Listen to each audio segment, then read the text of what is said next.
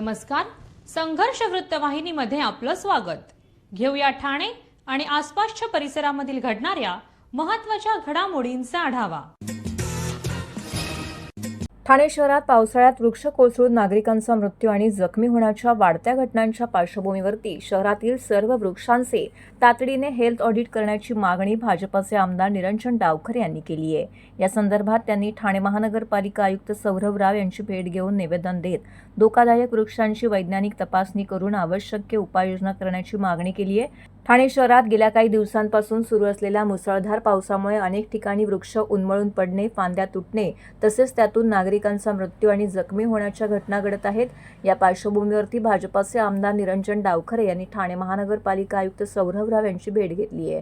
शहरातील सर्व वृक्षांचे तातडीने हेल्थ ऑडिट करण्याची मागणी देखील केली आहे. या संदर्भात त्यांनी आयुक्त सौरभ राव यांना पत्र देखील दिले आहे.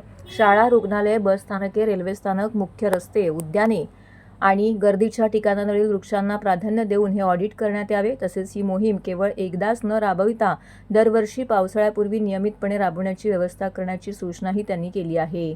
नागरिकांच्या जीविताचे संरक्षण आणि भविष्यात वृक्ष कोसळून होणाऱ्या दुर्घटना टाळण्यासाठी महापालिकेने या मागणीवरती तातडीने निर्णय घ्यावा अशी अपेक्षा त्यांनी केली आहे. झाडांच्या संदर्भातला आपण सांगितलेला आकडा हा 300 आहे, पण मला जो ज्ञात असलेला आकडा आहे तो त्याच्यापेक्षा काही जास्त आहे. पण याच्यामध्ये ही जी घटना आहे ही घटना झाली नाही पाहिजे. याच्यामुळे जी छाटणी आहे, जी कारवाई आहे, ही कारवाई महानगरपालिकेच्या माध्यमाने वेळीच होणं हे अपेक्षित आहे. या संदर्भातलं सातत्याने लोकप्रतिनिधींकडनं पण वारंवार फॉलोअप हा होत असतो. पण याच्यामध्ये कुठेतरी दिरंगाई झाली असं मला वाटतं की शिंदेसाहेबांनीही या आपल्या एका महानगरपालिकेच्या व्हिजिटमध्ये या संदर्भातलं म्हणणं मांडलं आहे. तर याच्यामध्ये जे काही दिरंगाई जर महानगरपालिकेकडनं झाले तर संबंधित अधिकाऱ्यांवरती योग्य ती कारवाई महापालिका करेल असा विश्वास मला आहे. काय होतं, खरं तर हाच एक दुहेरी भाग आहे याच्यामध्ये. कारण बरेचदा झाडं चांगली आहेत आणि त्यांना कशाला कापता आणि पडल्यानंतर ते लवकर का कापलं नाही असाही प्रश्न निर्माण होतो. त्याच्यामुळे महानगरपालिकेकडनं कुठली झाडं कापली पाहिजेत आणि कुठली नाही याच्यासाठी आम्ही हे झाडांचं ऑडिट हे केलं पाहिजे याची आम्ही मागणी केली आहे. अधिकारी आहेत पण त्याच्यामध्ये लोकप्रतिनिधी पण लवकरात लवकर घेतले पाहिजेत, तरच त्याच्यामध्ये खऱ्या अर्थाने जनसामान्यांचा जनतेचा आवाज जाईल ना.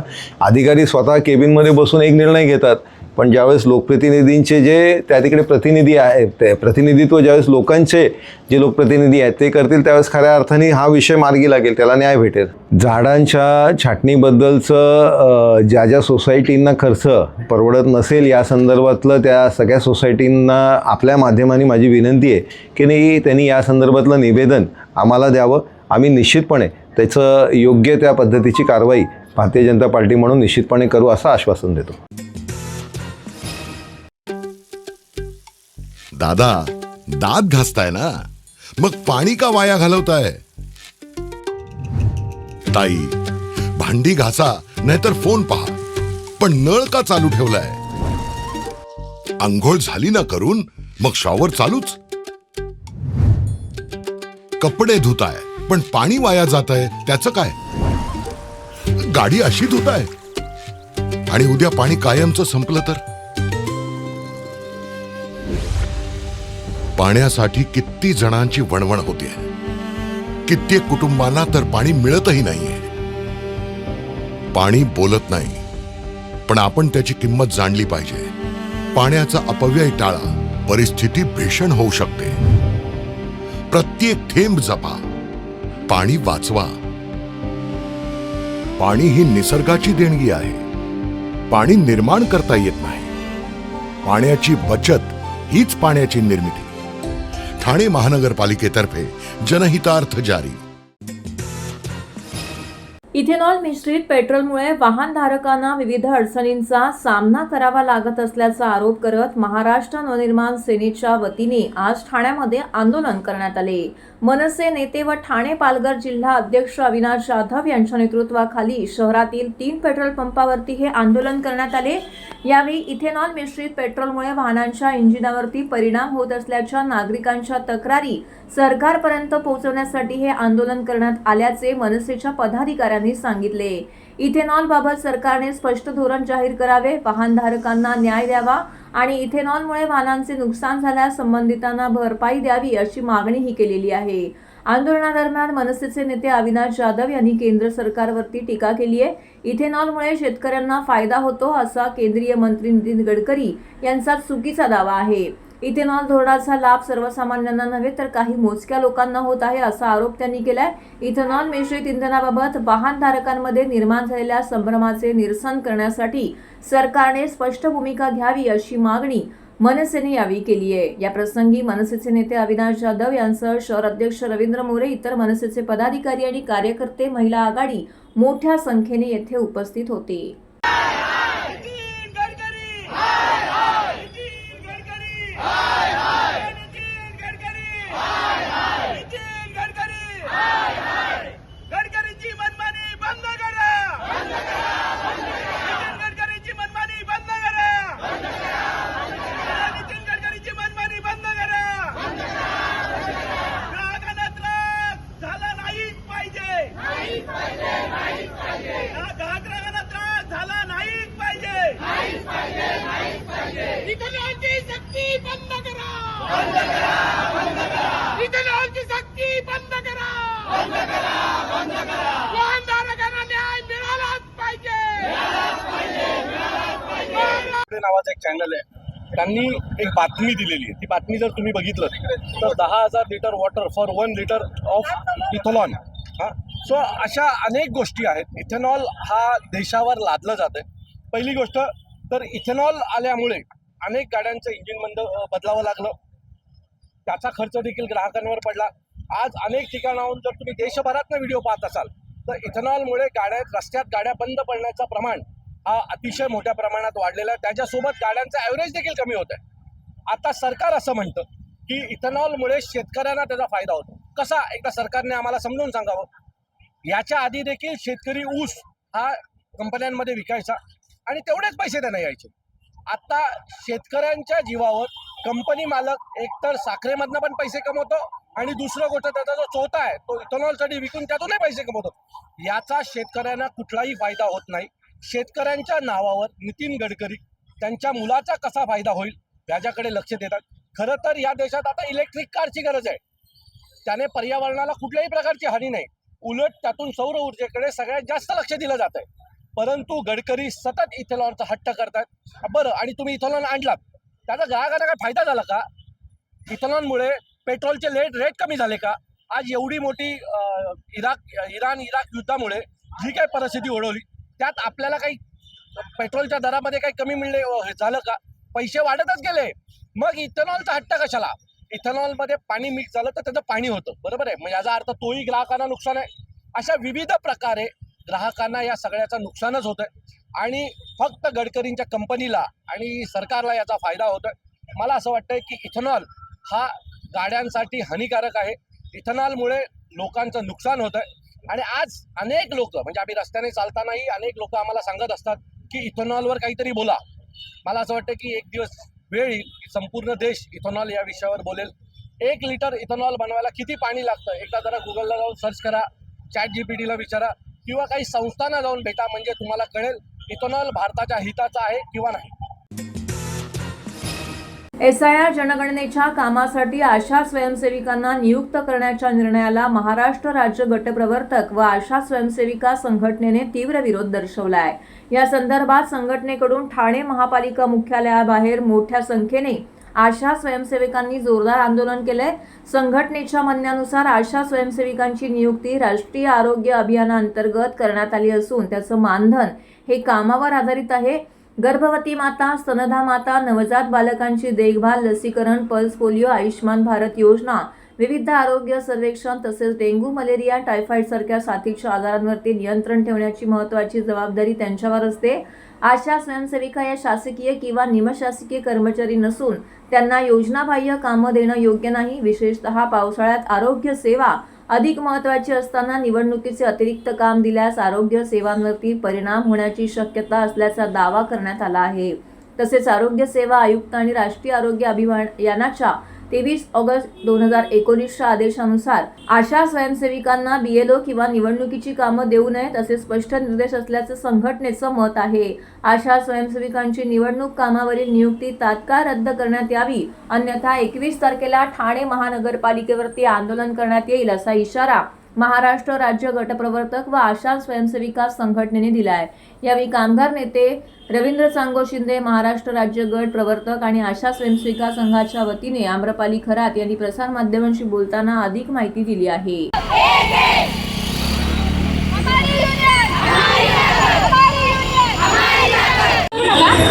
माझं नाव आम्रपाली खरात. मी आशा वर्कर आहे. आम्हाला जे SRचं काम दिलेलं आहे आशा वर्करांना, त्या कामामुळे आम्हाला आम्ही कामावर आधारित आम्हाला मोबदला मिळतो. आम्हाला काही महिन्याचं पेमेंट मिळत नाही. तर जर आम्ही SRची कामं करत राहिलो तर आमची कामं मागे राहतात. मग आमची कामं आम्ही कधी करून द्यायची? आणि ह्यांचं काय म्हणणं आहे की तुम्ही दोन्ही कामं एकत्र करा. आधी तुम्ही तुमची एरियातली कामं करा आशा म्हणून आणि नंतर सहाय्यक BLO म्हणून काम करा. तर ते आम्हाला शक्य नाही, कारण की आम्ही काय पूर्ण दिवसभर तेच करत बसायचं का? आम्हाला इतर कामं नाही आहेत का आमची? यामुळे आमची उद्या जर एरियामध्ये काही एखादी ANC PNC उद्या काही झालं तर त्याचंसुद्धा त्याची जबाबदारी आमच्यावर आहे. त्यामुळे आम्ही ही कामं करणार नाही. उद्या हे रिस्की आहे की उद्या एखादी गरोदर माता, तिला जर सेवा व्यवस्थित मिळाली नाही तर उद्या आरोग्य केंद्रातले सगळे लोक, इव्हन महानगरपालिकेतले अधिकारीसुद्धा आम्हाला विचारतील तुम्ही एरियामध्ये काय करता. त्यामुळे आम्हाला हे SRचं काम नाही द्यावं असं मी शासनाला सांगते. 400 आशा वर्कर आहेत. आम्ही नाही करणार आहोत ही कामं. अंगणवाडीसोबत जो मोर्चा आहे आशा आझाद मैदानावर जुलै 31. कामगार हा आमचा जीवाभावाचा आहे. कामगार हा आमचा आत्मा आहे. हा कामगार काय करतो? आपलं घरदार सोडून 24 तास ड्युटी करतो. आता यांना सेवा फायदे काय आहेत महानगरपालिकेचे? आयुक्तांनी विचारावा. आयुक्त फक्त टेबलावर काम करतात. मी काय बोललो? आयुक्त सस्पेंड करा. उपमुख्यमंत्र्यांना काय बोललो त्या दिवशी? आयुक्ताला सस्पेंड करा. कारण आयुक्तच काम करत नाही तर संबंधित खालचे अधिकारी काय करणार काम? माझा अजून्ही आक्षेप तोच आहे. आयुक्ताला सस्पेंड करा. मी लोकायुक्ताकडे पेपर पत्रव्यवहार बनवले जाणार आहे. पण आता हे सर म्हणजे काय? State investigation report of elections commission. आता हा जो रिपोर्ट आहे, आता हे रिपोर्टला अधिकार कोणाचे आहेत? जो अधिकृत अधिकारी आहे, जो अधिकृत कर्मचारी आहे, हा सेवेतला कर्मचारी, त्याला ते अधिकार प्राप्त आहेत तो सर्वे करण्याचा. कुठलाही कॉन्ट्रॅक्ट कर्मचारी on the basis of contract of bye lodge, कामगार आयुक्त लॉज, कामगार बाय लॉज, त्याचा जर हिशोब केला तर आयुक्त अडचणीत येणार. तुम्ही कुठल्या अर्थाने या कामासाठी ह्या आशा वर्कर महिलांना घेतलं? काय ऑथेंटिक ऑथॉरिटी, काय कायदा आहे, काय कानून आहे, काय घटना आहे, काय संविधान आहे? मला ते सांगावं आयुक्तांनी समोर यावं ना. तर मी आयुक्ताच्या टेबलवर येतो, मी सांगतो घटना कानून काय आहे ते. म्हणून जो कोणी आदेश दिलेत ते सर्व निलंबित करा, असं माझा लास्ट आदेश आहे. धन्यवाद. आपल्या हातून घडणाऱ्या प्रत्येक कृतीमागे जबाबदारीची आणि स्वामित्वाची जाणीव असेल तर चुकीचं काम होत नसते, असं मत मुंबई महापालिकेच्या आयुक्त अश्विनी भिडे यांनी व्यक्त केलंय. श्रीमती अश्विनी भिडे यांची मुलाखत निवृत्त न्यायमूर्ती मृदुला भाटकर यांनी घेतली. ठाणे महानगरपालिकेच्या नरेंद्र बल्लाळ सभागृहामध्ये शिल्पा खेर लिखित यश म्हणजे काय या पुस्तकाच्या 3ऱ्या भागाचं प्रकाशन झालं. यावेळी पद्मभूषण डॉक्टर ज्येष्ठराज जोशी, पद्मश्री डॉक्टर शरद काळे, राज्यसभा सदस्या सुमित्रा वाल्मिकी, पद्मश्री अश्विनी भिडे देशपांडे, वॉर विडो असोसिएशनच्या अध्यक्षा दमयंती तांबे, महापौर शर्मिला पिंपोळकर, आयुक्त सौरभ राव, ठाणे वैभवचे संपादक मिलिंद बल्लाळ इत्यादी मान्यवर उपस्थित होते. प्रामाणिकपणा आणि पारदर्शकता या 2 गुणांमुळे दिलेली जबाबदारी यशस्वीपणे पार पाडता येते. वेळेचं काटेकोर नियोजन केले तर स्वतःचा तर वेळ वाचतोच, पण त्याचबरोबर दुसऱ्यांच्या वेळेचा आदर राखला जातो. सकारात्मक दृष्टिकोन ठेवून होणाऱ्या टीकेवरती व राहिलेल्या त्रुटीवरती मात करता येते, असं आयुक्त अश्विनी भिडे म्हणाल्यात. मित्र आणि पैसा याचे जीवनात महत्त्वाचे असले तरी प्रामाणिक आणि पारदर्शकता व्यवहार हीच कर्तृत्वाची खूण आहे. नाती जपण्यासाठी आणि पैसा कमवण्याच्या पद्धतीबद्दल बारकाईने विचार करायला हवाय. प्रश्न कितीही बिकट असला तरी त्याला उत्तर असतेच. त्यामुळे चिकाटीने आणि प्रामाणिकपणा हेतू बाळगला तर काम फत्ते होतेच, असंही त्या म्हणाल्या. स्वतःचा जर विचार करायचा झाला आणि आपण म्हणालो की बलस्थान, तर मला असं वाटतं 2-3 गोष्टी वाटतात. कारण प्रत्येक अशा प्रकारचं काम करताना खूप गोष्टींची गरज असते, पण त्यात सातत्याने येणाऱ्या आणि त्या माझ्याच बाबतीत मलाही जाणवणाऱ्या गोष्टींमध्ये मला असं वाटतं सगळ्यात महत्त्वाचा आहे तो पारदर्शकता आणि प्रामाणिकपणा. कारण विशिष्ट पद्धतीने जर तुम्हाला काम करायचं असेल तर तो खूप ठाम असा आणि कन्स्ट्रक्टिव्ह ऑनेस्टी, कन्स्ट्रक्टिव्ह प्रामाणिकपणा तुमच्याकडे असणं फार गरजेचं आहे. कारण तो असेल तर तुम्हाला म्हणजे कशाचीच भीती राहत नाही. नागरिकांच्या समस्या केवळ ऐकून न घेता त्या प्रत्यक्ष मार्गी लावण्याच्या उद्देशाने आनंद आश्रम इथे सुरू असलेल्या शिवसेनेच्या जनता दरबारातून आता ठाणे महानगरपालिकेतील प्रलंबित प्रश्नांनाही गती देण्याचे प्रयत्न सुरू झाले आहेत. याच पार्श्वभूमीवर माजी महापौर अशोक वैद्य आणि माजी उपमहापौर राजेंद्र साप्ते यांनी सभागृह नेते हनुमंत जगदाळे यांची भेट घेऊन विविध प्रलंबित प्रस्तावांचा पाठपुरावा केला. उपमुख्यमंत्री एकनाथ शिंदे यांच्या मार्गदर्शनाखाली सुरू असलेल्या जनता दरबारात ठाण्यासह विविध भागातील नागरिक आपल्या अडचणी मांडत आहेत. माजी महापौर अशोक वैद्य, माजी उपमहापौर राजेंद्र साप्ते, माजी नगरसेवक मनोज शिंदे आणि अन्य पदाधिकाऱ्यांच्या नेतृत्वाखाली या उपक्रमातून अनेक प्रश्नांवर तातडीने कारवाई करण्यात येत आहे. सभागृह नेत्यासोबत झालेल्या बैठकीत कोविड काळात सेवा बजावलेल्या कर्मचाऱ्यांचा प्रस्ताव तातडीने राज्य शासनाकडे पाठवणे, पंच ऑपरेटरच्या प्रस्तावाला महासभेची मंजुरी मिळवून शासनाकडे सादर करणे तसेच भंडार लिपिकाच्या प्रलंबित प्रस्तावावर त्वरित निर्णय घेण्याची मागणी करण्यात आली. याशिवाय विस्थापितांच्या पुनर्वसनासंदर्भातील प्रस्तावावर सहाय्यक आयुक्तांशी समन्वय साधून आयुक्तांची मंजुरी मिळवणे तसेच नागरिकांच्या मालमत्ता कराशी संबंधित तक्रारीचे त्वरित निराकरण करण्याबाबतही प्रशासनाचे लक्ष वेधण्यात आले. या बैठकीला शिवसेना गटनेते पवन कदम, माजी नगरसेवक जनार्दन खेतले, ॲडव्होकेट संघारे मॅडम आणि संबंधित अधिकारी उपस्थित होते. नागरिकांच्या प्रलंबित प्रश्नावर जलद कार्यवाही व्हावी यासाठी जनता दरबारातून प्रशासनावर सातत्याने पाठपुरावा सुरू राहणार असल्याचे पदाधिकाऱ्यांनी यावेळी स्पष्ट केले. जनता दरबारमध्ये बऱ्याचशा तक्रारी होत्या आणि काही प्रश्न प्रलंबित होते. ह्या संदर्भात आज या ठिकाणी जगदाळे साहेब यांच्या आपण बैठक लावली होती. बरेचसे प्रश्न जगदाळे साहेबांनी समजून घेतले आणि प्रत्यक्ष अधिकाऱ्यांना बोलवून आज मला वाटतं बऱ्यापैकी प्रश्न सुटले आहेत असं मला वाटतं. तर पुढचं जे काही विषय आहेत ते जगदाळे साहेब सांगतील आपल्याला. एकतर कर्मचाऱ्यांसंदर्भातला विषय होता, कोविड काळातल्या मुलांच्या संदर्भात होता, त्याच्यानंतर काही टॅक्स संदर्भातला होता, काही विस्थापितांचं पुनर्वसन होतं, त्याच्यानंतर कायमस्वरूपी नोकरी चतुर्थ श्रेणीतले कर्मचारी ह्यांना वारसानी जे हे आहेत ते घेण्यासंदर्भातले विषय होते. आज जगदाळे साहेबांची तर सविस्तर चर्चा झाली आणि त्यांनी प्रत्येक अधिकाऱ्याला बोलून तशा प्रकारच्या सूचना दिलेल्या आहेत.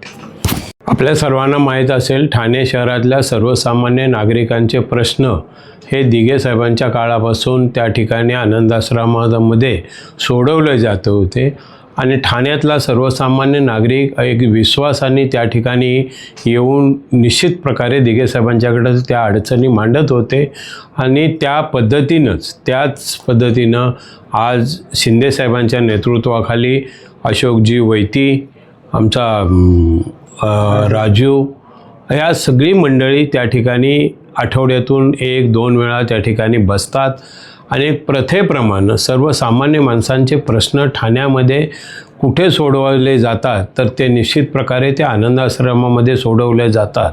अशा प्रकारचा मेसेज एक ठाणे शहरातील सर्व नागरिकांच्याकडं आहे आणि त्या दृष्टिकोनातून नेहमी आठवड्यातनं त्या ठिकाणी बसून असणारे प्रश्न त्या ठिकाणी घेऊन आज अशोक वैती, राजेंद्र साप्ते आणि ही मंडळी माझ्याकडे आल्यानंतर संबंधित अधिकाऱ्यांशी बसून प्रत्येक विषयानिहाय चर्चा केली आणि त्या विषयामध्ये कामगारांचे प्रश्न असतील, काही लोकांच्या घराचा प्रश्न असतो, शेवटी ठाणे शहरामध्ये राहणारा सर्वसामान्य नागरिक आणि त्याचं हित जपण्याचं काम गेली अनेक दशकं शिवसेनेच्या वतीने होत असतं.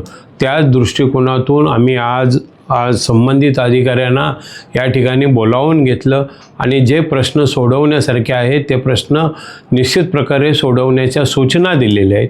काही प्रश्न माननीय आयुक्तांच्या स्तरावर सुटण्यासारखे आहेत, ते माननीय आयुक्तांशी सुद्धा बोलून त्या प्रश्नाची सुद्धा उकल करून नागरिकांना दिलासा देण्याचं काम हे निश्चित प्रकारे आम्ही करणार आहोत. शेवटी हे सरकार, ही सत्ता ही सर्वसामान्य नागरिकांसाठी आहे हे शिंदेसाहेबांचं सातत्याने म्हणणं असतं आणि त्या दृष्टिकोनातून आम्ही प्रयत्न करतोय.